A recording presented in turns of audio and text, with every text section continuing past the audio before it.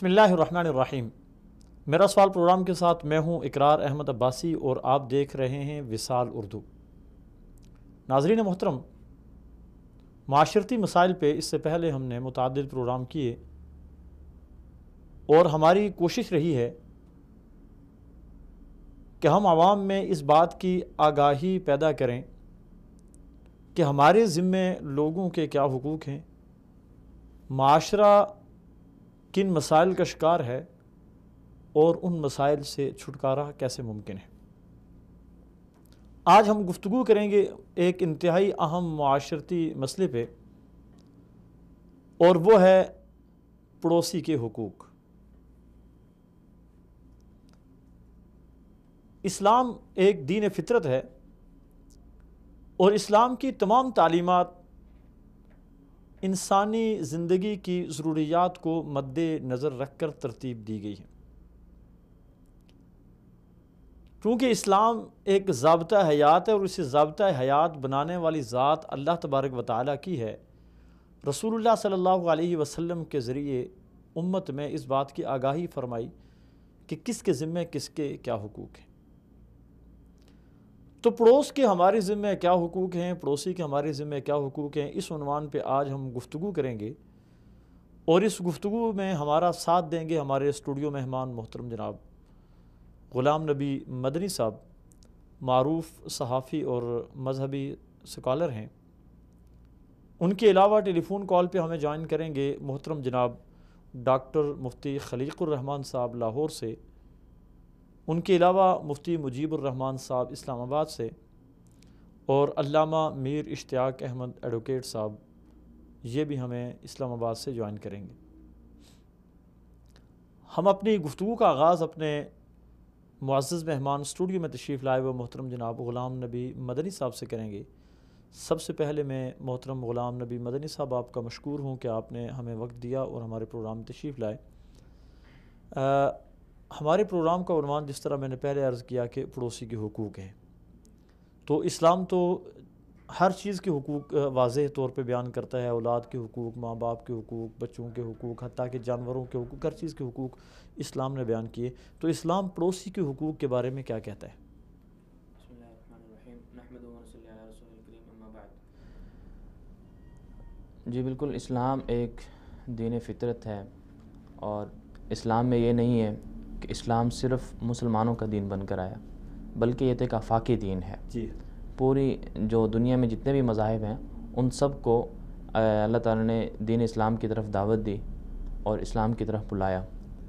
اور پھر سب سے بڑی بات یہ ہے اسلام کے اندر کہ رسول اکرم صلی اللہ علیہ وسلم کو اللہ تعالیٰ نے پیغمبر بنا کر بھیجا، اور یہ دین آپ صلی اللہ علیہ وسلم کے سپرد کیا، اور آپ آخری نبی ہیں، اور آپ کے بارے میں اللہ تعالیٰ نے یہ فرمایا وَمَا أَرْسَلْنَاكَ إِلَّا رَحْمَةً لِلْعَالَمِينَ، جی، کہ رسول پاک صلی اللہ علیہ وسلم جو ہے وہ ساری دنیا کے لیے، ٹھیک ہے، وہ رحمت بنا کر بھیجے گئے ہیں۔ جی، اور آپ صلی اللہ علیہ وسلم کی جو تعلیمات ہیں اور آپ کا جو دعوت کا اور اسلام کو پھیلانے کا جو زمانہ ہے، جی، وہ اس بات کی گواہی دیتا ہے کہ رسول پاک صلی اللہ علیہ وسلم صلی نے اللہ علیہ وسلم پوری انسانیت کے لیے اور اس وقت کا جو معاشرہ تھا اس کے لیے رسول پاک صلی اللہ علیہ وسلم نے شفقت کا معاملہ فرمایا، رحمت کا معاملہ فرمایا، اپنے اخلاق ایسے بنائے، اپنا کردار ایسا پیش کیا کہ لوگ خود بخود اسلام کی طرف چلے آئے۔ جی، اور یہ سیرت رسول پاک صلی اللہ علیہ وسلم کی آج بھی امت کے لیے اور پوری دنیا کے جو لوگ ہیں انسانیت کے لیے، چاہے وہ کسی بھی مذہب سے تعلق رکھتے ہوں، ان کے لیے ایک بہتر نمونہ ہے کہ وہ آپ کی سیرت میں غور کریں کہ کیسے آپ صلی اللہ علیہ وسلم نے اپنے والدین کے حوالے سے کیا لوگوں کو نصائح فرمائی، کیا کیا چیزیں ارشاد فرمائیں جن کی روشنی میں ایک معاشرہ، ایک اچھا معاشرہ، ایک بہترین معاشرہ تشکیل پاتا ہے۔ سب چیزیں رسول پاک صلی اللہ علیہ وسلم نے بیان فرمائیں۔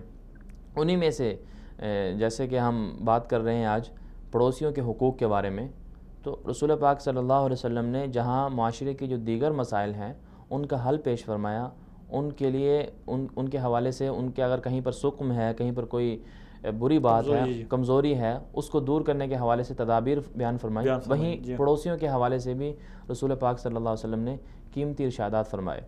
سب سے پہلے اگر ہم قرآن پاک کو دیکھیں، قرآن پاک میں خود اللہ تعالیٰ نے پڑوسیوں کا تذکرہ فرمایا، ٹھیک ہے۔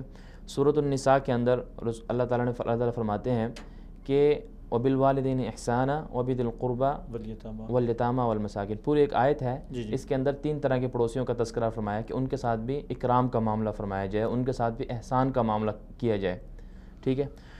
اور اسی طرح جہاں تک رسول پاک صلی اللہ علیہ وسلم کے جو ارشادات ہیں ان کی اگر ہم بات کریں تو بے شمار ارشادات ہیں ہمارے پاس۔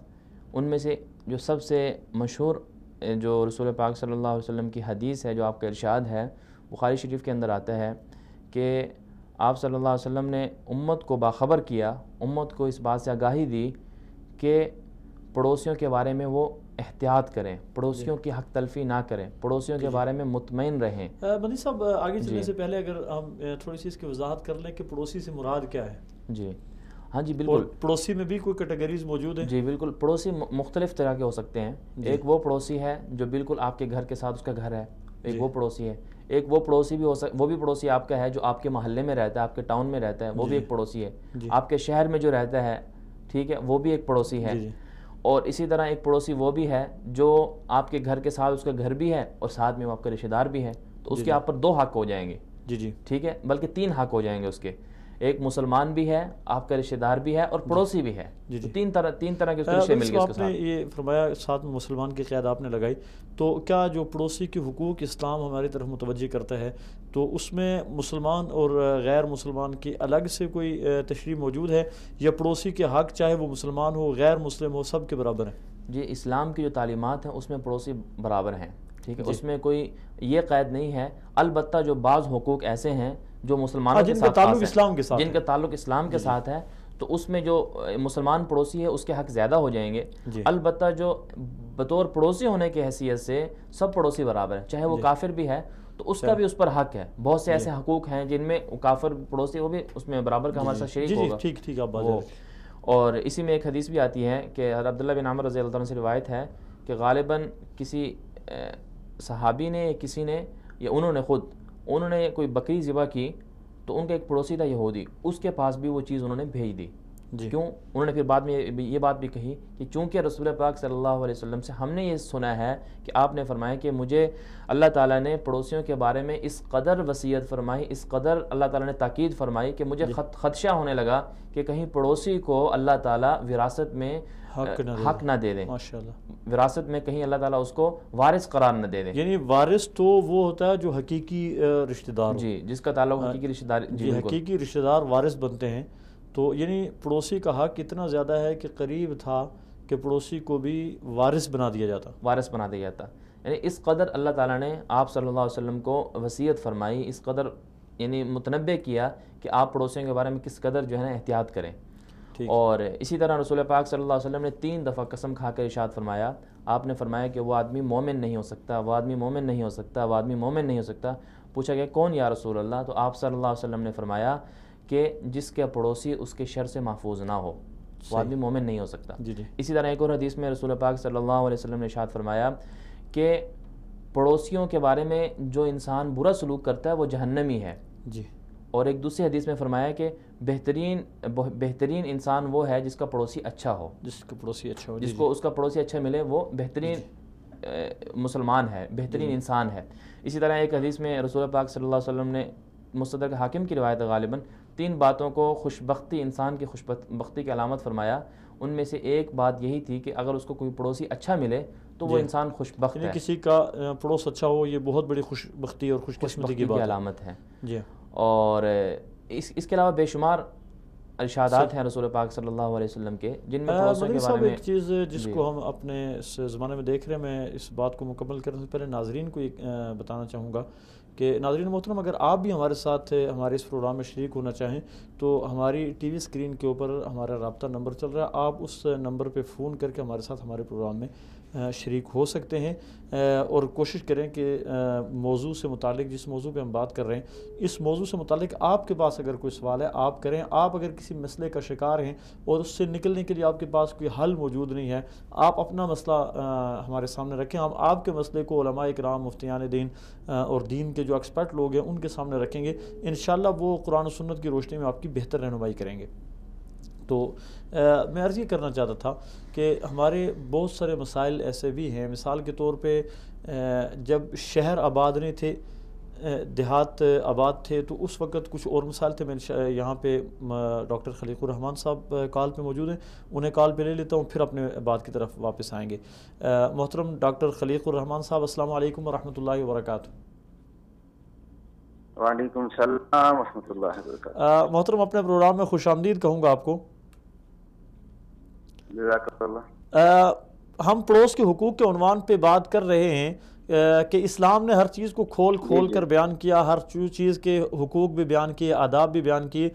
آپ کیا سمجھتے ہیں قرآن و حدیث میں پڑوسی کے کیا حقوق بیان ہوئے ہیں؟ بسم اللہ الرحمن الرحیم. قرآن کریم میں سورۃ النساء جو ہے، سورت نمبر 4 اور آیت نمبر 36 میں پڑوسیوں کے حقوق کا بیان ہے. جی، پوری آیت تو نہیں پڑھوں گا، جہاں تک آیت سے تعلق ہے اسے ہی پڑھتا ہوں. جی فرمائیے. الفاظ ہیں والجار الجنب والصاحب بالجنب وابن السبیل والجار ذی القربى والجار الجنب والصاحب بالجنب. ماشاءاللہ. قرآن کریم نے ہمسایوں کی 3 اقسام بیان کی. جی. ایک وہ ہمسایہ جو قریبی رشتہ دار ہے، جی، والجار الجنب، اور ایک وہ ہمسایہ جو رشتہ دار نہیں، اجنبی ہے. جی. والصاحب بالجنب، جی. اور ایک وہ ہمسایہ جن کے ساتھ ہماری نشستیں رہتی ہیں، جیسے دفتر میں، چیمبر میں، کاروبار میں، یا کسی سفر میں، یا کہیں بھی تھوڑی دیر کے لیے بھی اگر کسی کے ساتھ ہم شریک ہو جائیں تو وہ جار ہے، وہ کیا کہتے ہیں، والصاحب بالجنب ہے. جی. اس میں سب سے زیادہ حقوق رشتہ دار ہمسایہ کے ہیں. جی. اور اس کے بعد حقوق رشتہ دار ہمسایہ اجنبی کے ہیں. جی. اور اس کے بعد حقوق جو کبھی کبھار ملتے ہیں، دفتر میں ایک ساتھ اکٹھے ہوتے ہیں. نبی کریم صلی اللہ علیہ وسلم کا ارشاد ہے، اور یہ جو کیا کہتے ہیں وہ نبی کریم صلی اللہ علیہ وسلم کا ارشاد ہے، واللہ لا یؤمن، واللہ لا یؤمن، واللہ لا یؤمن، اللہ کی قسم وہ مومن نہیں، اللہ کی قسم وہ مومن نہیں، اللہ کی قسم وہ مومن نہیں. قیل ومن یا رسول اللہ، پوچھا کہ یا رسول اللہ وہ کون مومن نہیں؟ آپ صلی اللہ علیہ وسلم نے ارشاد فرمایا، الذی لا یأمن جارہ بوائقہ، اللہ اکبر، وہ شخص کی ایذاؤں سے اس کا پڑوسی محفوظ نہ رہے، وہ مومن نہیں. آپ اندازہ کر لیں کہ ہمسایوں کتنے حقوق ہیں.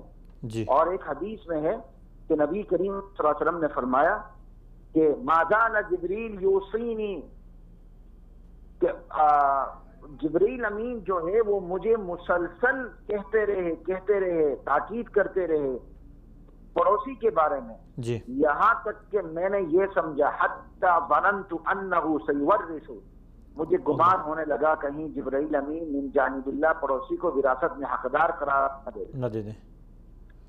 تو یہ اتنے زیادہ حقوق ہیں ہمسایوں کے. اور ایک روایت کے مطابق جو ہمسایگی ہے وہ 40 گھروں تک جاتی ہے. اللہ اکبر. اور ایک صحابی کے ایک روایت میں آتا ہے، پوچھا گیا یا رسول اللہ میں نے ہدیہ دینا ہے، میں کس ہدیہ دوں؟ 2 ہمسایوں میں سے کہا جس کا دروازہ قریب ہے پہلے اسے ہدیہ دو، وہ زیادہ حقدار ہے.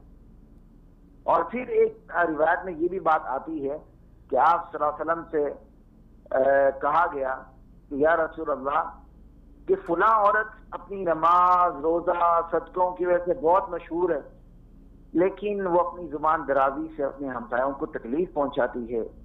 آپ صلی اللہ علیہ وسلم نے ارشاد فرمایا ہی فی الناس وعاد.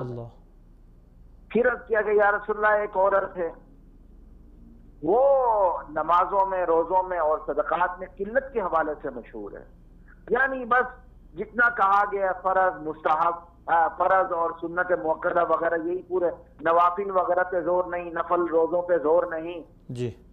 لیکن وہ اپنی زبان سے پڑوسیوں کو تکلیف نہیں دیتی. تو آپ صلی اللہ علیہ وسلم نے ارشاد فرمایا یہ فی الجنہ، وہ جنت میں. ماشاءاللہ. ڈاکٹر صاحب، डॉक्टर साहब एक चीज़ की थोड़ी सी वजाहत चाहूँगा, उसके बाद हम आगे चलते हैं। आपने कुरान करीम की जो आयत पेश की उसमें वसाहिबी बिल जम, साहिब बिल जम के जो आपने मुख्तसर से तशरीह की है, मैं चाहूँगा थोड़ी सी इसको वजाहत के साथ कि हम अगर एक सफ़र में जाते हैं, हमारे सफ़र के कुछ साथी होते हैं, 2 दिन के साथी होते हैं, 4 दिन के साथी होते हैं, बसा औकात 2-4 घंटे के साथी होते हैं, क्या उनकी तरफ भी वही हुकूक मुतवज्जे होते हैं जो पड़ोसी के हुकूक होते हैं?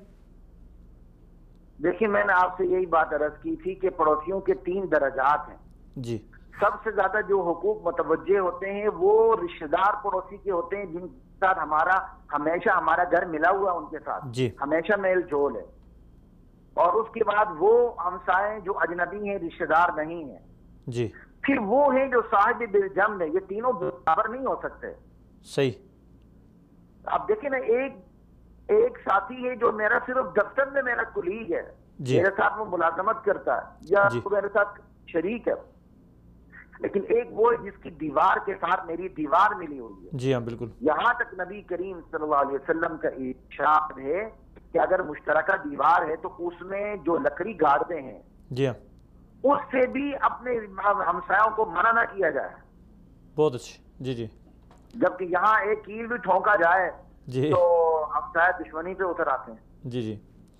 ये 3 दर्जात हैं, इसमें सबसे ज्यादा हुकूक रिश्तेदार हमसाये के हैं, फिर अजनबी हमसाये के हैं, फिर थोड़ी देर के लिए जो आपस में मुलाकात होती है, जिसका जितना ताल्लुक उसके उतने हुकूक मुतवज्जे हो जाते हैं। बहुत अच्छी मुफ्ती साहब, आज एक और अलमिया इसे कह सकते हैं कि देहातों में आबादियाँ ख़त्म होना शुरू हो गई, लोग अपने कारोबार, अपनी तिजारत और बहुत सारी मजबूरियों की वजह से शहरों में मुंतकिल होना शुरू हो गए। अब शहर बसते हैं, शहरों में सोसाइटियाँ आबाद होती हैं, उन सोसाइटीज़ में इस चीज़ का किसी को इल्म नहीं होता कि मेरा पड़ोसी कौन है, और बसा औकात साल 2 साल 4 साल 10-20 साल भी गुजर जाते हैं और किसी को इस बात का इल्म ही नहीं होता कि मेरे पड़ोस में रह कौन रहा है। तो ऐसे पड़ोस के बारे में या ऐसे पड़ोसियों के बारे में क्या तालीमात कुरान की? सबसे पहले तो ये मैं ये दुखड़ा सामने रखूंगा, आखिर ये सूरत हाल पेश क्यों आई कि देहातियों ने शहरों की तरफ दौड़ लगानी शुरू कर दी। जी। सर ये है कि हमने अपने मुआशरे, अपने समाज के अंदर हुकूक में मुसावात नहीं रखी, जी हाँ, यकसानियत नहीं रखी जी। हमने तमाम तर सहूलियात हमने शहरों को दी जी। हमने तमाम सनातें शहरों में लगाई जी। हमने तमाम अच्छे तालीमी इदारे शहरों में रखे, जी हाँ, देहातों को बिल्कुल महरूम रखा। नतीजा ये हुआ, देहाती रोजगार के लिए, तालीम के लिए, हर चीज के लिए उन्होंने शहरों की तरफ दौड़ लगा दी। मैं लाहौर में रहता हूं, मैं आपको एक साफ बात बता दूं जी। सऊदी कर्जों के बलबोते पर लाहौर इस वक्त पाकिस्तान का सबसे बड़ा शहर बनता जा रहा है, लेकिन मैं आपको गारंटी से बात करता हूं, लाहौर पे एक नहीं आप 10 सेंटर डाल लें, लाहौर का हुजूम खत्म नहीं हो सकता। इसकी बुनियादी वजह यह है, आपने पूरे पंजाब का बजट उठा के लाहौर में लगा दिया, तो पंजाब के लोग लाहौर की तरफ मुतवज्जे हो गए। मैं असल मौजू की तरफ आता हूं। बात यह है, जब देहाती शहरों की तरफ आते हैं, हर देहाती को अपनी पड़ी होती है, उसके पास इतना वक्त भी नहीं होता कि वो अपने हमसाये की तरफ मुतवज्जे हो जाए। लेकिन हमें जमा करने में सबसे बड़ा किरदार हमारी मस्जिदों का है।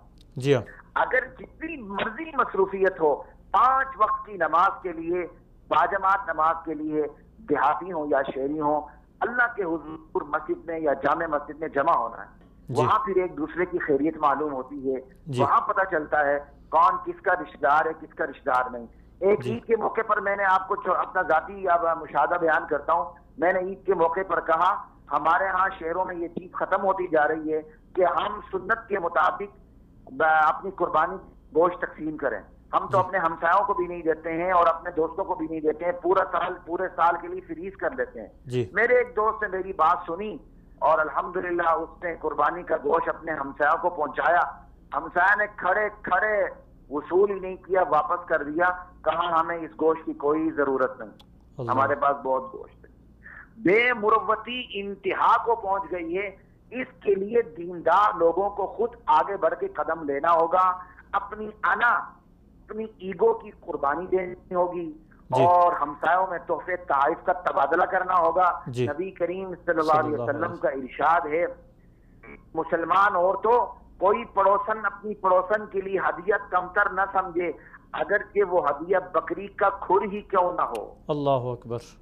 ولو کیا کہتے ہیں باقاعدہ یا نساء المسلمات کے کہ آپ نے ارشاد فرمایا ہے جی کہ اب ایک ہدیہ بھیجیں، اور یہ ہدیہ جو ہے اس سے محبتیں بڑھتی ہیں، تو کم سے کم ہمارے دیندار ساتھیوں کو اس میں آگے آنا ہوگا، وگرنہ اقرار صاحب اس وقت شہروں کا المیہ یہ ہے، ایک ہی گلی میں جنازہ اٹھتا ہے اور اسی ٹائم اسی گلی میں شادیانے بجتے ہیں۔ بالکل ایسے ہوتا ہے، بالکل ایسے ہوتا ہے۔ تھوڑی دیر کے لیے بھی ہم رکنے کے لیے تیار نہیں ہوتے ہیں کہ اپنے خوشیوں کے اندر ڈول ڈماکے بند کر دیں۔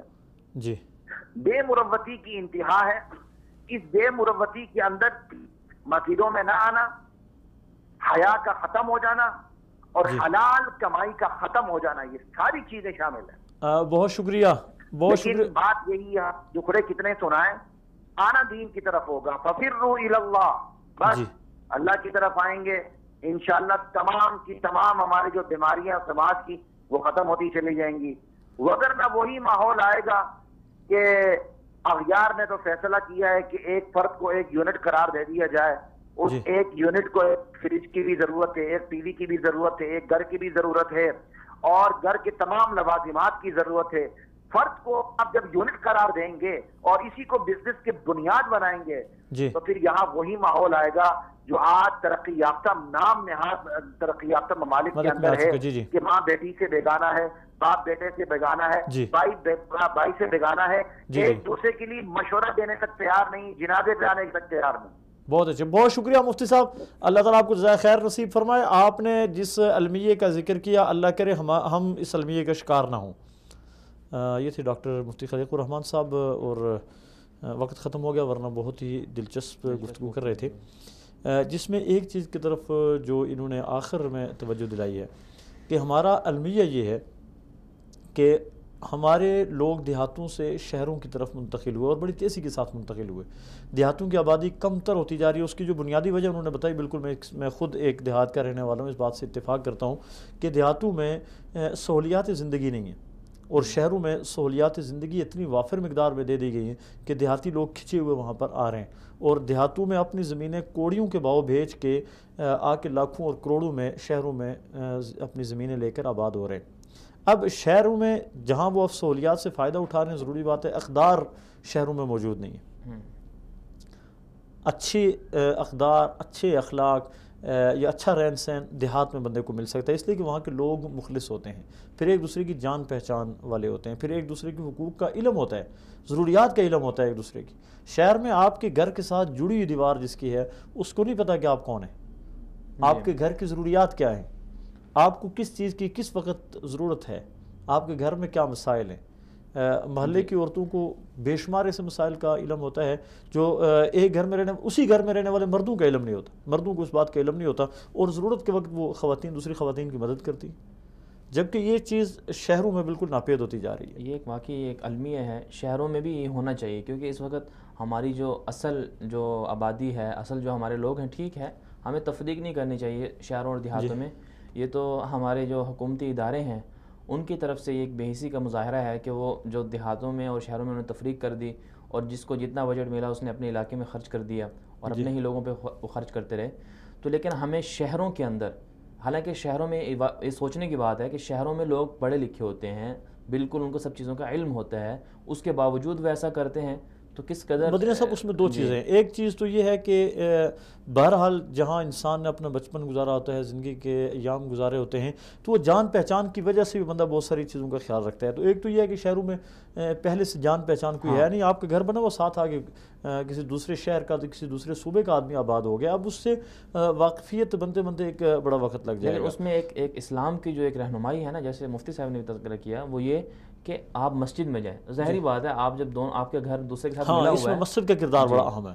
اگر وہ دونوں آدمی، ظاہری بات ہے جب مسلمان ہوں گے، ہمارا اسلامی معاشرہ ہے، جب وہ دونوں مسجد میں جائیں گے وہاں ان کی جان پہچان بنے گی، تو اس سے جو ہے نا ایک دوسرے کے ساتھ جو ہے نا قربت اور میل جول بڑھتی جائے گی، اور اس میں پھر جو ہے نا وہ آہستہ آہستہ ہم ابھی بھی دیکھتے ہیں کہ کتنے لوگ ایسے ہوتے ہیں جو دوسرے شہروں سے دوسرے شہروں میں ٹرانسفر ہو جاتی ہیں ان کی، چلے جاتے ہیں، منتقل ہو جاتے ہیں، جب مسجدوں میں جاتے ہیں تو ایک دوسرے کے قریب ہو جاتے ہیں، پھر اس کے بعد جو ہے ان کو دوسروں کے احوال کا علم بھی ہوتا رہتا ہے۔ اس لیے تو کہا کہ اجتماعیت کا جو ہے وہ اجتماعیت کا جو مظاہرہ ہے وہ مسجد میں ملتا ہے ہمیں، بس میں تو ملتا ہے۔ اس میں اگر ہمیں یہ معاشرے کے اندر، شہروں کے اندر اگر ہمیں اس برائی کو ختم کرنا ہے کہ ہم کس طرح سے اپنے پڑوسیوں کے بارے میں جان سکیں اور کس طرح سے ان سے میل جول رکھ سکیں، کس طرح سے ان کو جو پریشانی ہے، ان کے جو غم ہیں ان میں ہم شریک ہو سکیں، ان کے دکھوں کا مداوع کر سکیں، تو اس کے لیے ہمیں لازمی بات ہے کہ ہمیں مسجدوں کا رخ کرنا ہوگا، مسجدوں کو لازم پکڑنا ہوگا، وہاں جائیں گے تو وہاں ایک دوسرے کے احوال معلوم ہوں گے، پھر اس کے حل کے لیے ہم کوشش کریں گے۔ مدنی صاحب دیکھیں دیہاتی اور شہری زندگی میں تھوڑا سا فرق ہے، جس کی وجہ سے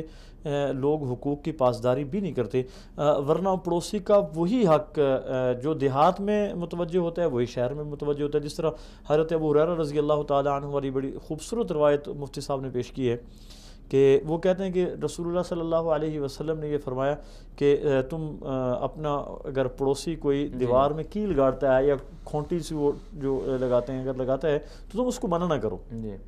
اب یہ چیز دیہاتوں میں بالکل اس کا تصور نہیں کوئی منع کرے گا، بے شک دیواریں جڑی ہوں، تو اس لیے کہ اس کو پتہ ہے کہ میرے پڑوسی کی ضرورت ہے، مگر شہر میں اب ہلکی سی آواز تک کوئی برداشت کرنے کے لیے تیار نہیں چاہیے جائے کہ جو آپ کی مشترک دیوار ہے اس مشترک دیوار میں کوئی کونیاں کوئی کیلیں گاڑنا شروع کر دے یا اس طرح کی چیزیں شروع کر دے۔ آپ دیکھیں ہمارے دیہاتوں کے اندر ایک اچھی روایت ہے، کہتے ہیں دیہاتی خالص لوگ ہوتے ہیں اور بہت مخلص ہوتے ہیں، بالکل حقیقت ہے۔ اب دیکھیں آج بھی ہمارے دیہاتوں کے اندر ہمارے جو دیہی علاقے ہیں وہاں پر یہ تصور پایا جاتا ہے کہ لوگ عورتیں جو ہیں ایک دوسرے گھروں سے آٹا لیتی ہیں اور کھانے پینے کی دوسری چیزوں تک تبادلہ کرتی رہتی ہیں، اور رمضان کے مہینے میں ہم نے دیکھا اپنے گھروں میں دیکھا، دیہاتوں میں، بلکہ اب دیہاتوں میں بھی یہ چیز کم ہو گئی، لیکن کچھ عرصہ پہلے 10 20 30 سال پہلے ہم نے دیکھا کہ دیہاتوں میں افطاری کے وقت ہر طرف چھوٹے بچے اپنے ہاتھوں میں چیزیں اٹھائے، ادھر سے بچہ ادھر جا رہا ہے، ادھر سے ادھر آ رہا ہے، ایک گھر سے دوسرے میں تیسرے میں، اور ایک ایک بچے نے ٹرے میں 6 6 8 8 چیزیں اٹھائی ہوتی تھی کہ یہ آپ کے گھر کا، یہ فلاں کے لیے، یہ فلاں کے لیے، یہ فلاں کے لیے۔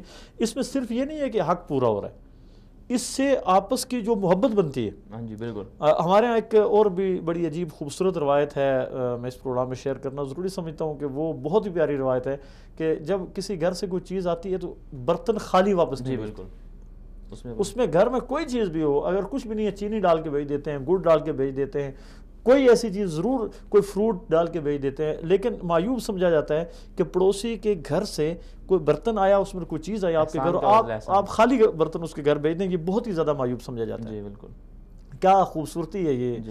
آپ ایسے اسی طرح آپ دیہاتوں کا ایک اور جو روایت ہے اس کا مظاہرہ کریں، ابھی بھی جتنے بھی ہمارے لوگ شہروں میں مقیم ہیں تو جنازوں کے وقت جب لوگ مر جاتے ہیں تو آپ تصور کریں، فرض کریں کہ آپ کراچی میں رہتے ہیں تو صرف آپ کے گلی والے ہی بہت مشکل سے آپ کے جنازے میں شریک ہو پاتے ہیں، لیکن جب آپ دیہات میں اگر رہتے ہیں تو وہاں کے جنازوں میں آپ تصور کریں کہ دور دور کے لوگ جو ہیں وہ آپ کے غم میں شریک ہوتے ہیں، آپ کے پاس آتے ہیں، آپ کے تعاون کرتے ہیں۔ بالکل۔ تو اور اسی طرح اگر آپ دیکھیں، اگر اسلام آباد میں آپ رہتے ہیں تو اسلام آباد کے بارے میں جیسے لوگ کہتے ہیں اور مشہور بھی ہے کہ عید کے دنوں میں بالکل سنسان ہو جاتا ہے، بالکل ویران ہوتا ہے۔ عام دنوں میں بھی لوگ اس قدر جو ہے دنیا کی بھاگ دوڑ میں اس قدر مصروف ہو گئے ہیں کہ ان کو پرواہ ہی نہیں ہے، حتیٰ کہ بچوں تک کی پرواہ نہیں ہے، پڑوسیوں میں کیا وہ خبر گیری کریں گے۔ جی تو مدنی صاحب یہ جو مطلب پڑوسیوں کے حقوق ہیں، نبی صلی اللہ علیہ وسلم نے بھی اس میں بہت سارے تاکید فرمائی کہ پڑوسیوں کے حقوق ادا کرو۔ جس طرح مفتی صاحب نے کہا کہ 3 مرتبہ صلی اللہ علیہ وسلم نے کہا کہ وہ ایمان والا نہیں ہے، وہ ایمان والا نہیں ہے جس کی لا یؤمن جارہ بوائقہ، جس کے شر سے اس کے پڑوسی محفوظ نہ ہوں۔ تو بسا اوقات یہ ہوتا ہے کہ ایک پڑوسی بہت زیادہ پریشان کر دیتا ہے اور وہ پڑوسی اچھا نہیں ہوتا ہے، اس کا حل شریعت میں کوئی موجود ہے؟ ہاں بالکل صحیح بات ہے کہ عام طور پر ایسا ہوتا ہے کہ انسان خود تو اچھا ہوتا ہے، وہ اپنی طور پر کوشش کرتا ہے کہ میں پڑوسی کے ساتھ بہتر اور بھلائی والا سلوک کروں، خیر خواہی کروں اس کے ساتھ، لیکن اس کا جو پڑوسی ہے وہ باز نہیں آتا۔ تو ایک جیسے کہ ایک حدیث میں بھی آتا ہے، ایک واقعہ بیان فرمایا کہ ایک صاحب نے آ کر، ایک صحابی نے آ کر رسول پاک صلی اللہ علیہ وسلم سے ایسے ہی کسی پڑوسی کے بارے میں شکایت کی کہ وہ مجھے بہت تنگ کرتا ہے، میں نے سمجھایا، میں تو اس کے ساتھ اکرام کا معاملہ کرتا ہوں لیکن تب بھی وہ میری بات نہیں مان رہا۔ تو آپ نے اس کو فرمایا کہ اپنا سامان اٹھا کے گھر کا، غالباً 2-3 مرتبہ شکایت کی، اس کے بعد آپ صلی اللہ علیہ وسلم نے یہ علاج تجویز کیا۔ جی اسی صحابی نے، تو اس کے بعد پھر رسول پاک صلی اللہ علیہ وسلم نے ان کو ایک تجویز دی کہ آپ جو ہے نا اپنے گھر کا جو ہے نا سامان وہ اٹھا کر باہر رکھ دیں تو انشاءاللہ آپ کا پڑوسی ٹھیک ہو جائے گا۔ تو انہوں نے اس پر عمل کیا، اس تجویز پر عمل کیا، گھر کا سامان اٹھا کر باہر راستے میں رکھ دیا اور وہاں بیٹھ گیا۔ اس بات کو یہاں سے جاری رکھیں گے۔ ہمارے ساتھ اس وقت مفتی مجیب الرحمان صاحب راولپنڈی سے کال پہ موجود ہیں، ان کو لے لیتے ہیں اور بعد میں یہیں سے بات کو جاری رکھیں گے۔ السلام علیکم ورحمۃ اللہ وبرکاتہ۔ وعلیکم السلام ورحمۃ اللہ وبرکاتہ۔ مفتی صاحب، میرا سوال پروگرام میں خوش آمدید کہوں گا۔ آج ہم گفتگو کر رہے ہیں پڑوسی کے حقوق کے عنوان پہ، اور اس حوالے سے معاشرے میں بہت سارے مسائل پائے جاتے ہیں۔ آپ کیا سمجھتے ہیں قرآن اور سنت کی روشنی میں پڑوسی کے کیا حقوق ہیں، اور موجودہ معاشرے میں کس کس جگہ پر کوتاہی ہو رہی ہے، اس کا حل کیا ہے؟ جی نحمد و صلی علی رسول الکریم، اما بعد۔ جی اسلام میں تو پڑوسی کے حقوق کی اتنی طرح تاکید آئی ہے کہ اللہ کے نبی صلی اللہ علیہ وسلم نے فرمایا کہ جبرائیل امین پڑوسی کے حقوق کی تاکید کے لیے اتنی دفعہ تشریف لائے اور اتنی آپ نے تاکید فرمائی کہ مجھے ڈر ہونے لگا کہ کہیں پڑوسی کو وراثت میں حقدار نہ بنا دیا جائے۔ جی، اس حد تک یعنی اللہ کے نبی صلی اللہ علیہ وسلم کو تاکید کی گئی جی، پڑوسیوں کے حقوق کے تحفظ کے لیے۔ بے شک۔ اس کی اصل بنیادی وجہ یہ ہے کہ اسلام کیونکہ ایک ایسا دین ہے جو بھائی چارے کا، باہمی اخوت کا اور باہمی یکجہتی کا ایک دین ہے، جو معاشرے کو جوڑنے کے لیے آیا ہے، بے شک، اور معاشرے کے جوڑ کے لیے یہ ایک بنیادی اکائی ہے کہ آپ کا اپنے پڑوسیوں کے ساتھ جوڑ ہو۔ آپ کے جو پڑوسی ہیں بحیثیت مسلمان، ان کے ساتھ آپ کا رویہ، آپ کا سلوک، آپ کا بیہیویئر ان کے ساتھ ایسا ہو کہ جو معاشرے کے اندر جوڑ کا ذریعہ بنے۔ ایک دفعہ حضور نبی کریم صلی اللہ علیہ وسلم تشریف فرما تھے، اور ایک دم آپ اٹھ کے بیٹھ گئے اور آپ نے 3 دفعہ یہ قسم اٹھائی، واللہ لا یؤمن، واللہ لا یؤمن، واللہ لا یؤمن، اللہ کی قسم وہ مومن نہیں ہو سکتا، اللہ کی قسم وہ مومن نہیں ہو سکتا، اللہ کی قسم وہ مومن نہیں ہو سکتا۔ صحابہ کرام رضوان اللہ علیہم اجمعین آپ صلی اللہ علیہ وسلم کی اس خلاف معمول قسم پر بڑے متعجب بھی ہوئے اور حیران بھی ہوئے اور فکر مند بھی ہوئے کہ آپ صلی اللہ علیہ وسلم یہ کس کے بعد آپ نے اتنی 3 دفعہ آپ نے قسم اٹھائی، تو کوئی خاص مضمون ہے جس کے بارے میں آپ صلی اللہ علیہ وسلم کچھ ہمیں بتانا چاہتے ہیں؟ چنانچہ آپ صلی اللہ علیہ وسلم نے فرمایا یہ 3 دفعہ قسم اٹھا کے کہ اللہ کی قسم وہ مومن نہیں ہو سکتا جس کی ایذا سے اس کا پڑوسی محفوظ نہ ہو، بے شک، جس کی اذیت سے، جس کی تکلیف سے اس کا پڑوسی محفوظ نہ ہو۔ بے شک، اس مضمون کو آپ نے 3 دفعہ قسم اٹھا کے بیان فرمایا، بے شک، یعنی اس حد تک آپ نے پڑوسیوں کو ایذا دینے سے منع فرمایا، روکا۔ آپ صلی اللہ علیہ وسلم نے اپنی ازواج مطہرات کو باقاعدہ اس بات کی تاکید فرما رکھی تھی کہ بھئی جب بھی گھر میں سالن کے تو اس سالن کے اندر 1 پیالے کا اضافہ کرو اپنے پڑوسیوں کے لیے، یعنی جب سالن پکے تو اپنے پڑوسیوں کے گھر بھی اس کو بھیجو۔ اور اسلام نے تو اس بارے میں اس حد تک پڑوسیوں کے حقوق اور ان کو ایذا رسانی سے محفوظ رکھنے کا اس حد تک حکم دیا ہے کہ اسلام میں یہاں تک کہا گیا ہے کہ اگر آپ کے پاس اللہ نے وسعت دے رکھی ہے اور گھر میں اگر آپ کی ایسی چیز لاتے ہیں کہ جو آپ کا پڑوسی نہیں لا سکتا، تو افضل تو یہ ہے کہ آپ اتنی چیز لے کر آئیں کہ اس میں سے آپ اپنے پڑوسی کو بھی دے سکیں۔ مثال کے طور پہ پھل ہو گئے، فروٹ ہو گئے، باقی کھانے پینے کی چیزیں ہو گئیں، یا اس کے علاوہ باقی کوئی عام استعمال کی چیزیں ہوتی ہیں۔ اللہ کے نبی صلی اللہ علیہ وسلم کی تعلیمات، ہمارے اسلام کی تعلیمات یہ ہیں کہ اگر اللہ نے تمہیں گنجائش دے رکھی ہے تو اتنا لے کے آؤ کہ اپنے پڑوسی کو بھی اس میں سے کچھ نہ کچھ دو۔ اگر تمہارے پاس اتنی استطاعت نہیں ہے کہ تم اتنا لا سکو کہ پڑوسی کو بھی دے سکو، تو پھر فرمایا کہ اس چیز کو اس طریقے سے استعمال نہ کرو کہ جس کی وجہ سے تمہارے پڑوسی کو یا اس کے بچوں کو اس کی خبر ہو جائے اور اس چیز پر ان کو حسرت ہو اور ان کو دلی رنج پہنچے۔ اس چیز سے بھی بچو، یعنی گھر کے اندر اگر تم کوئی ایسی چیز پکاتے ہو جو تمہارا پڑوسی اس کی استطاعت نہیں رکھتا، تو اس پکانے کے اندر بھی اتنی احتیاط کرو کہ اس کی خوشبو اس کے گھر میں نہ جائے اگر تم اس کو دے نہیں سکتے ہو، اس کی وجہ سے کہیں اس کو اذیت نہ پہنچے۔ اس کا دل کہیں تڑپ نہ اٹھے. اگر تم نے فروٹ کھایا ہے تو فروٹ کھانے کے بعد اس کے چھلکے کے سامنے یا ایسی جگہ پر مت پھینکو جہاں پڑوسی کی نظر یعنی یہاں تک اسلام نے پڑوسی کی ایذا رسانی سے ہمیں روکا ہے. مفتی صاحب معذرت کے ساتھ عرض کروں گا، آپ کی بات کٹ رہی ہے. یہ ہماری بڑی پیاری اسلامی ثقافت تھی کہ ہم جب بھی گھر میں کوئی چیز پکاتے تھے تو مختلف برتنوں میں ڈال کے اپنے پڑوسیوں کو دیا کرتے تھے. جب گھر میں کوئی چیز آتی تھی پڑوس میں تقسیم کیا کرتے تھے. پڑوسوں میں تحفے تحائف دینے کا ایک بڑا اچھا رواج تھا اور ہماری یہ اسلامی ثقافت تھی. یہ اب ہماری زندگی سے نکلتی جا رہی ہے، دیہاتوں میں بھی نکلتی جا رہی ہے، اور خصوصاً شہری زندگی ہماری اتنی زیادہ مصروف ہو گئی ہے کہ ہم نے اس کو بالکل پس پش ڈال دیا اور غیر ضروری سمجھ لیا. اس کی کیا اہمیت ہے؟ یہ 5 شعبوں پر مشتمل ہے: عقائد، عبادات، معاملات، معاشرت اور اخلاقیات. جی. اس وقت امت میں عقائد اور عبادات کا دین تو کسی نہ کسی درجے میں ہے، 5-10% طبقے میں ہے. جی. لیکن جو معاملات، معاشرت اور اخلاقیات کا دین ہے جی یہ 100% نہیں ہے. جی. اور افسوسناک بات یہ ہے کہ وہ 5 سے 10% طبقہ جس میں عقائد اور عبادات کا دین ہے اس میں بھی معاملات کا، معاشرت کا اور اخلاقیات کا دین نہیں ہے. جی. اور ہم نے یہ سمجھا ہے کہ اسلام صرف نماز پڑھنے، روزہ رکھنے، حج کرنے، زکوٰۃ دینے کا نام ہے یا عقیدہ ٹھیک کرنے کا نام ہے. یہ اپنی جگہ پہ یہ چیزیں بنیادیں ہیں اور بہت ضروری ہیں، لیکن ہم نے اسلام کو صرف یہیں تک محدود کر دیا ہے. جی. اسلام میں عقائد اور عبادات کی بھی بہت اہمیت ہے لیکن معاملات کی بہت زیادہ اہمیت ہے. بہت زیادہ. اللہ کے نبی صلی اللہ علیہ وسلم سے ایک صحابی نے سوال کیا ای الاسلام افضل. اللہ کے نبی افضل اسلام کیا ہے؟ یعنی اسلام کا جو ٹاپ کا درجہ ہے، سب سے بڑا درجہ وہ کون سا ہے؟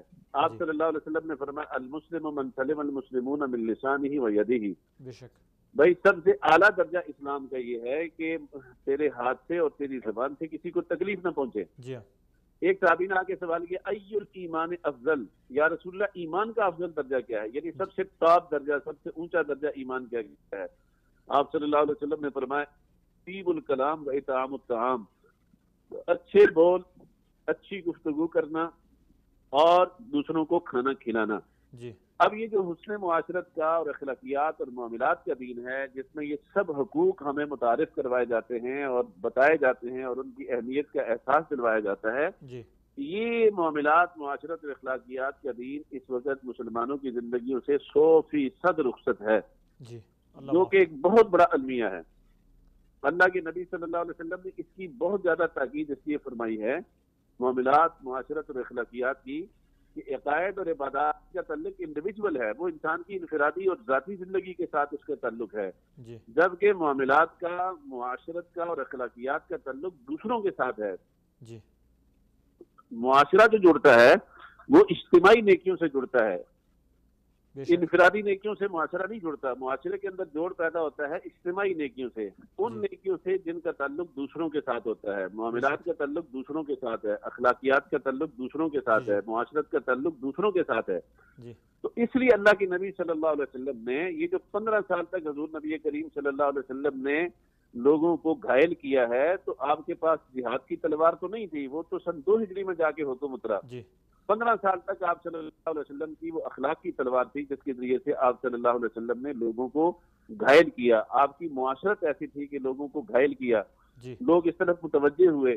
اسی وجہ سے آپ کے بارے میں یہ مشہور کر دیا گیا کہ یہ بہت بڑا ساحر ہے، یہ جادوگر ہے. جو ایک دفعہ اس کے پاس جاتا ہے، اس کی صحبت میں بیٹھتا ہے، اس سے ملتا ہے، وہ اسی کا ہو کے رہ جاتا ہے.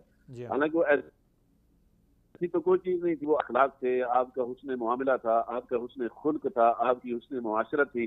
اس لیے اللہ کے نبی صلی اللہ علیہ وسلم نے فرمایا کہ ساری رات جاگنے والا اور سارا دن روزہ رکھنے والا، یعنی جو قائم اللیل اور صائم النہار ہے، آپ نے فرمایا کہ اچھے اخلاق والا قیامت والے دن اس سے بھی آگے نکل جائے گا. سبحان اللہ، ماشاء اللہ. تو یہ چیزیں جو ہیں ہمارے معاشرے میں اس وقت پڑوسی کو یعنی تکلیف دینے میں کوئی ذرا برابر بھی کوئی آر محسوس نہیں کرتا، کوئی عیب محسوس نہیں کرتا.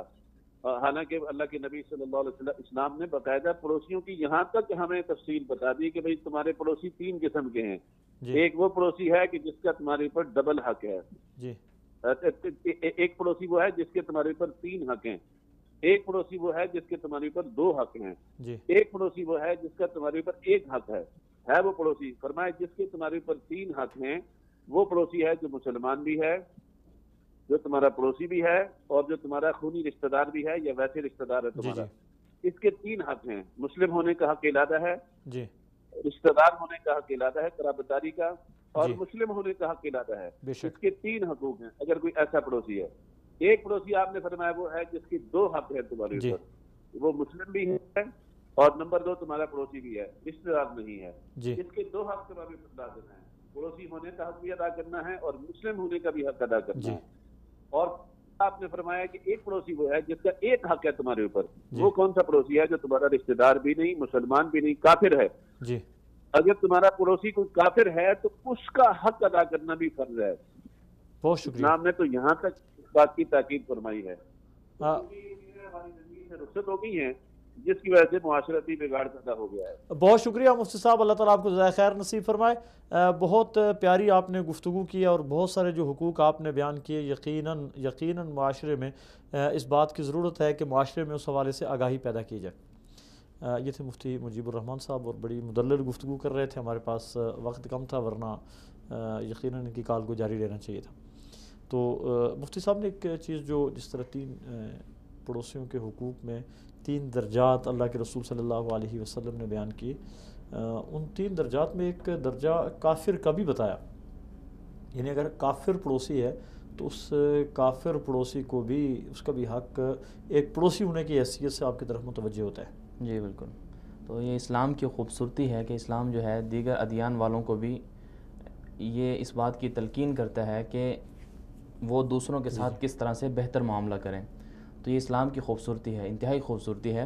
اس میں ہم عام طور پر یہ دیکھتے ہیں کہ ہمارے ارد گرد اگر کوئی دوسرے مذہب والا موجود ہے، جی کہ اگر کوئی عیسائی ہے یا کوئی اگر یہودی ہے، یہودی تو خیر ہمارے معاشرے میں نہیں ہے، خیر جہاں بھی ہمارا واسطہ اگر پڑے، مسلمانوں کے پاس کسی اگر جگہ کوئی پڑوسی ہندو ہو ہے، سکتا جو ہے بھی ہے، تو ہمیں ان کے حقوق کا خیال رکھنا ہے جو پڑوسی ہے۔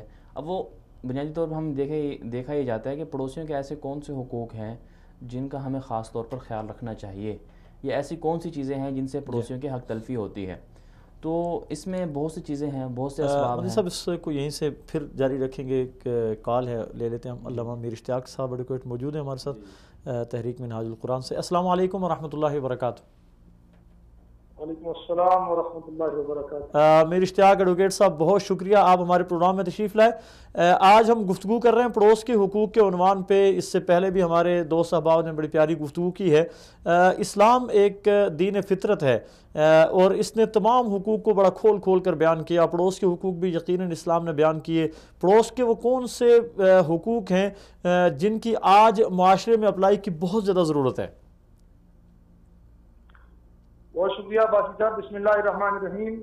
جس طریقے سے آپ نے خود ہی اپنے سوال میں وضاحت فرما دی کہ اسلام دین فطرت ہے اور اس نے تمام اقسام کے حقوق کو بڑے جامع اور بڑے مفصل انداز میں بیان فرمایا ہے۔ جی پڑوسی کے حقوق ان حقوق میں سے ایک پورشن ہے اس کا جو اسلام نے جامع حقوق بیان فرمائے ہیں۔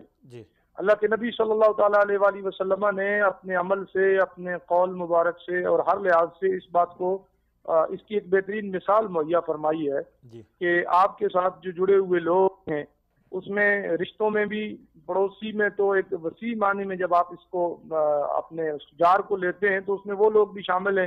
علماء نے اس وضاحت کی ہے کہ جو آپ کے ساتھ سفر میں آپ کے قریب بیٹھے ہیں، آپ کے ساتھ کسی اور مجلس میں آپ کے آس پاس بیٹھے ہیں، یا وہ رہائش میں مسکن میں آپ کے دائیں بائیں رہنے والے لوگ ہیں، وہ سب آپ کے پڑوسیوں میں آتے ہیں۔ تو ان لوگوں کی بنیادی انسانی حقوق ہیں، ان کا خیال رکھنے سے لے کر جو آسائشیں اللہ تعالیٰ کی طرف سے ہمیں میسر ہیں ان میں ان کو شریک بنانا یا ان تک اس کا فیض اور اس کا جو استفادہ ہے وہ پہنچانا، یہ ساری چیزیں شامل ہیں۔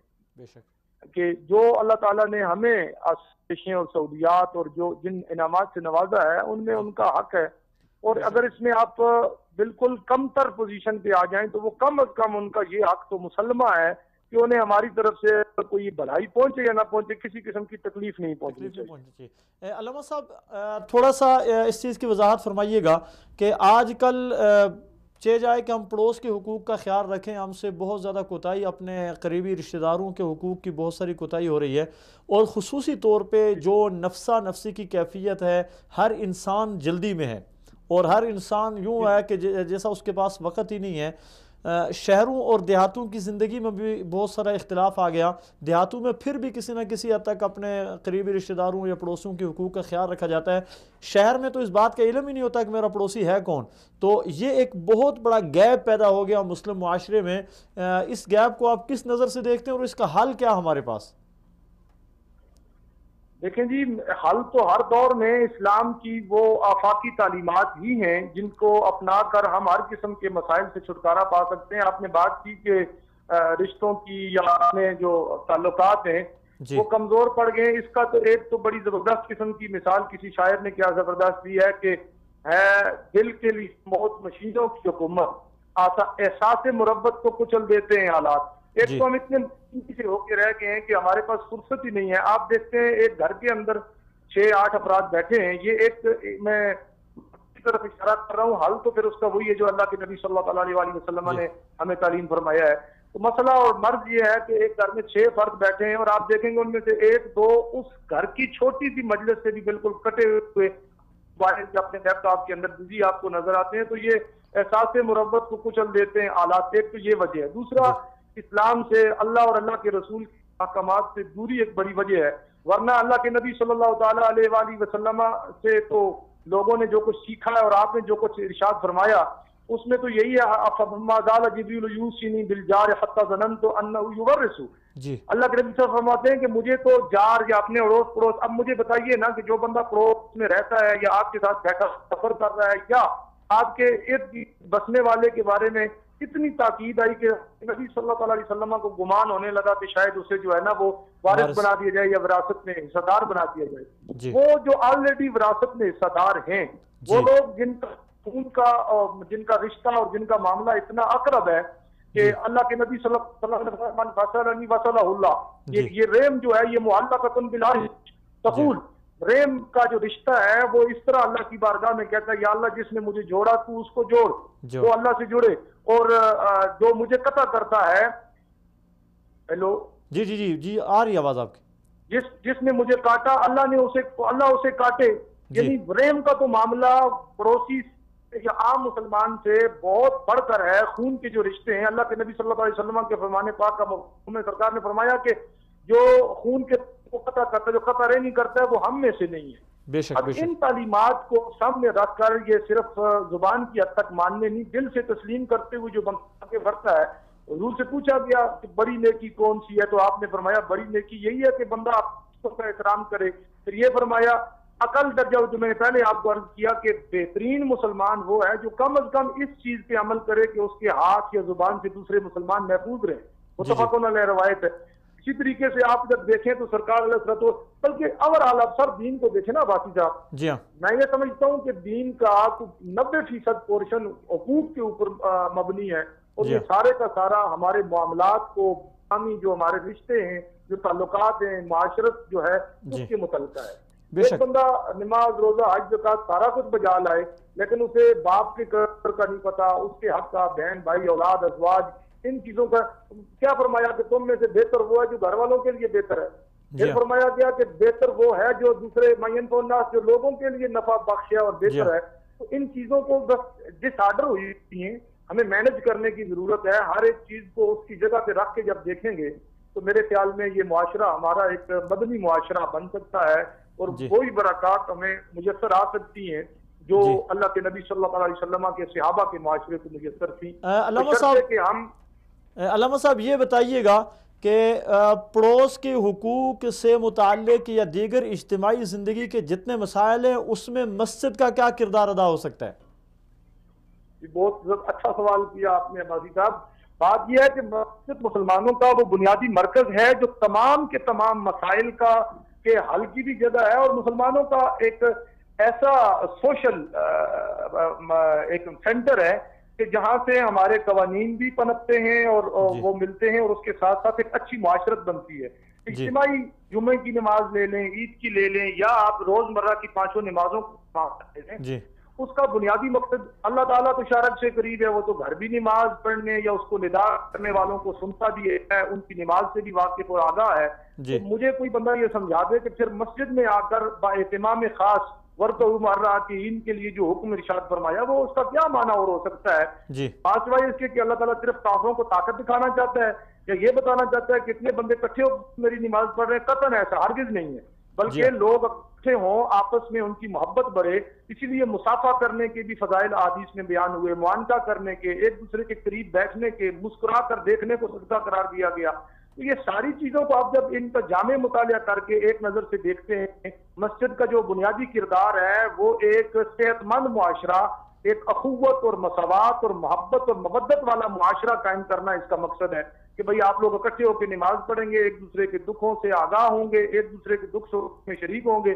پھر ترغیب بھی دلائی اس بات کی کہ جو کسی مسلمان کی کسی بندے کی حاجت میں لگ جاتا ہے اللہ تعالیٰ اس کی حاجت میں لگ جاتا ہے. یہ ترغیبات کے ساتھ جب کوئی بندہ مسجد جاتا ہے وہ کسی کو پرابلم میں دیکھے گا، کسی نمازی کو مس پائے گا، اس کی عیادت کرے گا.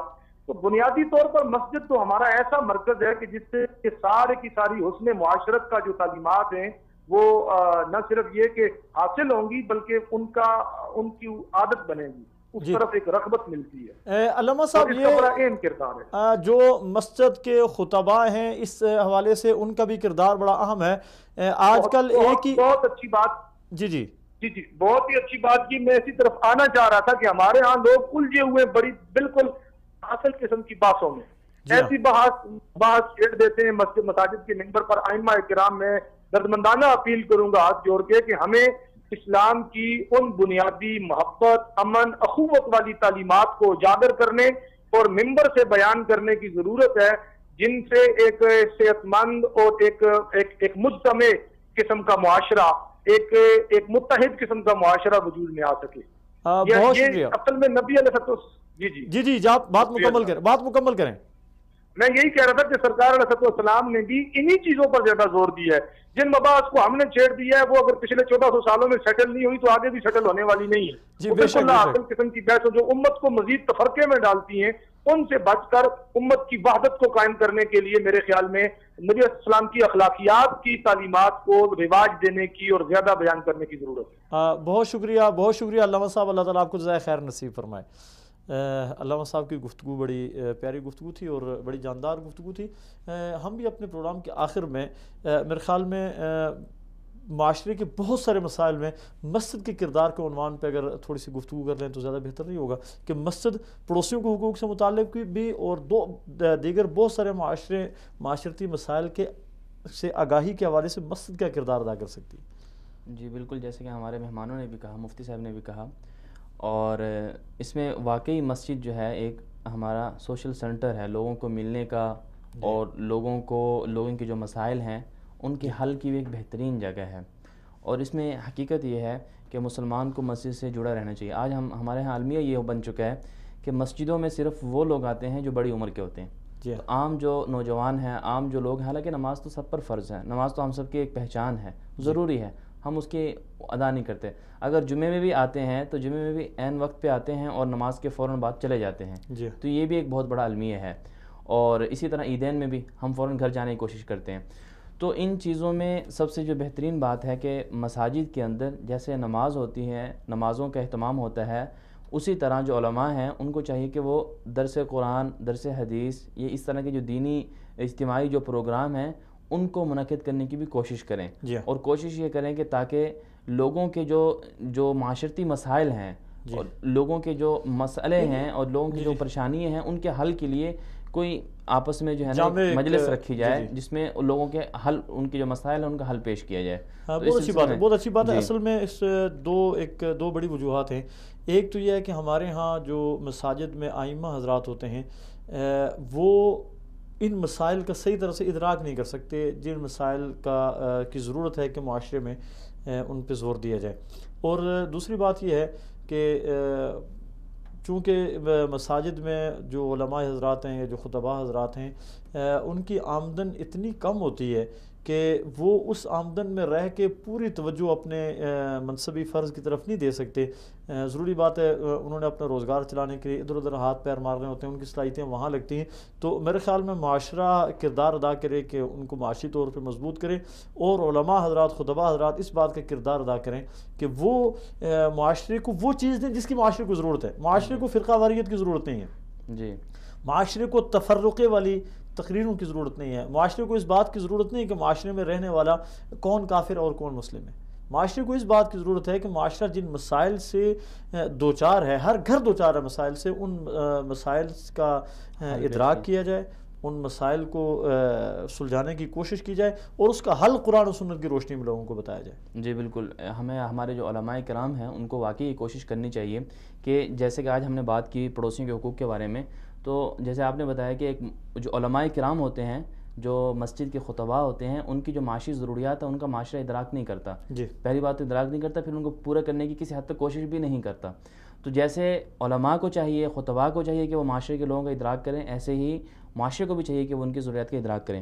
میں آپ نے بتایا کہ ابھی پروگرام کا آخر ہے, اس میں یہ بتانا ضروری سمجھتا ہوں کہ پڑوسیوں کے حقوق کیسے بہتر ہو سکتے ہیں, اور اس کے بارے میں رسول پاک صلی اللہ علیہ وسلم نے کیا کچھ ارشاد فرمایا, جس کا ہم خلاصہ ہم پیش کرتے ہیں. حدیث پاک کے اندر طبرانی کی روایت ہے حضرت معاویہ رضی اللہ تعالیٰ عنہ سے, اس میں رسول پاک صلی اللہ علیہ وسلم نے پڑوسیوں کے تقریباً 8 حقوق بیان فرمائے, جس میں آپ صلی اللہ علیہ وسلم نے فرمایا کہ پڑوسی کا تم پر یہ حق ہے کہ اگر پڑوسی کسی بیماری میں مبتلا ہو جائے تو اس کی عیادت جا کر کی جائے. جی, ٹھیک ہے. اور اسی طرح دوسرا حق یہ بیان فرمایا اگر اس کا انتقال ہو جائے تو اس کے جنازے میں شرکت کی جائے. اور تیسرا حق یہ بیان فرمایا کہ اگر کسی ضرورت وغیرہ سے اگر کوئی پڑوسی آپ کا قرض مانگے تو اس کی ضرورت کو پورا کرنے کے لیے اس کو قرض ادا کیا جائے. اب دیکھیں معاشرے کے اندر کس قدر کوتاہی ہے کہ دونوں طرف سے. پہلی بات تو ہے کہ قرض نہیں دیا جاتا, اگر قرض دیا جاتا ہے تو جس کو دیا جاتا ہے وہ واپس نہیں کرتا. تو اس سلسلے میں دونوں طرف سے جو ہے نا کوتاہی ہیں اس کو دور کرنا چاہیے. اسی طرح چوتھا حق رسول پاک صلی اللہ علیہ وسلم نے یہ فرمایا کہ اگر کوئی آپ کا پڑوسی برا کام کرے تو اس کی پردہ پوشی کی جائے. جی, اور پانچواں حق یہ ارشاد فرمایا کہ اگر اس کو کوئی نعمت ملے تو اس کو مبارکباد دی جائے. کہ بچہ اگر اس کو اللہ تعالیٰ نے گھر میں بچے کی نعمت سے نوازا, کسی بھی نعمت سے, تو اس کو مبارکباد دی جائے. چھٹا حق رسول پاک صلی اللہ علیہ وسلم نے ارشاد فرمایا کہ اگر آپ کا پڑوسی کسی مصیبت کا شکار ہو جائے تو اس کو جا کے دلاسا دیا جائے, اس کے حل کے لیے کوشش کی جائے. ساتواں حق یہ ارشاد فرمایا کہ اپنی عمارت کو اپنے پڑوسی کی عمارت سے زیادہ اونچا نہ کیا جائے کہ کہیں اس کو تکلیف ہو یا اس کے ہوا یا اس کو دیگر چیزوں کی وجہ سے کوئی پریشانی کا معاملہ ہو. بہت اچھے. اسی طرح آٹھواں حق رسول پاک صلی اللہ علیہ وسلم نے ارشاد فرمایا کہ جو آپ گھر میں سالن پکاتے ہیں یا گھر میں فروٹ لاتے ہیں, کوئی اس طرح کی چیز ہے, کہیں آپ کی وہ ہانڈی کی مشک جو ہے وہ آپ کے پڑوسی کو تکلیف کا باعث نہ بنے, اس کا بھی خیال رکھا جائے. بہت اچھا. یہ بنیادی طور پر رسول پاک صلی اللہ علیہ وسلم نے 8 صاحب حقوق کو بیان ہمارے فرمایا. پاس وقت ختم ہوا, ورنہ یہ بہت پیاری گفتگو تھی آپ کی آخر میں, جو آپ نے جسے کہہ سکتے ہیں کہ ہم 8 نکات آپ نے بیان کیے پیغمبر صلی اللہ علیہ وسلم نے جو پڑوسیوں کے حق کے حوالے سے کہے. بہت پیاری بات ہے. ناظرین محترم, یہاں ہمارے پروگرام کا وقت ختم ہو جاتا ہے. پڑوسی کے کیا حقوق ہے, اس عنوان پہ آج کھل کر بات کی ہمارے معزز مہمانوں نے. رسول اللہ صلی اللہ علیہ وسلم جو دین لے کر آئے تھے وہ سراسر بھلائی ہے, سراسر خیر ہی ہے. اور آپ صلی اللہ علیہ وسلم کے ارشاد خیر الناس من ینفع الناس, لوگوں میں بہترین وہ ہے جو لوگوں کے نفع کا کام کرے, اپنے پڑوسیوں کے ساتھ اچھا برتاؤ کریں, پڑوسیوں کے حقوق کا خیال رکھیں. بس اوقات بہت چھوٹی چھوٹی چیزیں ہوتی ہیں, وہ پڑوسی کا حق ہوتا ہے اور ہمیں اس بات کا علم نہیں ہوتا. اللہ تبارک و تعالی ہمارا حامی و ناصر ہو. والسلام علیکم ورحمۃ اللہ وبرکاتہ.